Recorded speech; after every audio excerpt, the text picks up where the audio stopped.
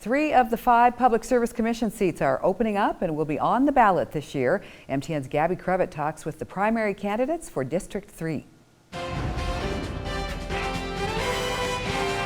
the time you turn on your lights in the morning and plug your phone in at night, you're relying on utility services, which is why the PSC has such an important job. Jim Brown is a lawyer from Dillon. He hopes to be the Republican candidate to replace Roger Koopman, who has termed out. People would really like to see a fair playing field for independent operators, energy operators like wind farms or solar. And certainly I've heard from folks, a lot of folks in Gallatin County, for example, who want to go to having private solar, essentially, but be able to sell the excess generation to Northwest Energy. And so those would be some of the issues that have been brought up, and they're all legitimate issues. Montana State University engineering professor Alan George is running against Brown in the Republican primary.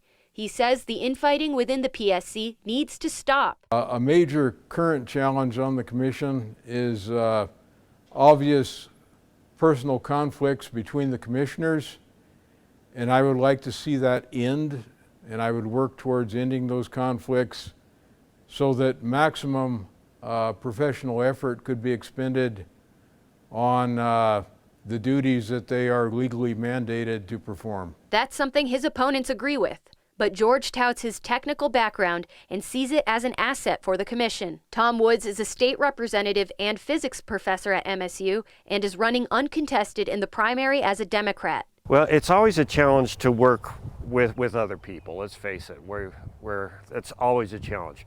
But I know some of the folks on the commission right now. I know most of the folks who are running for the other seats.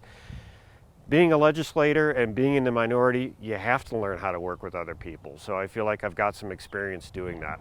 The primary election will be on June 2nd. And just as a reminder, it's an all mail-in ballot.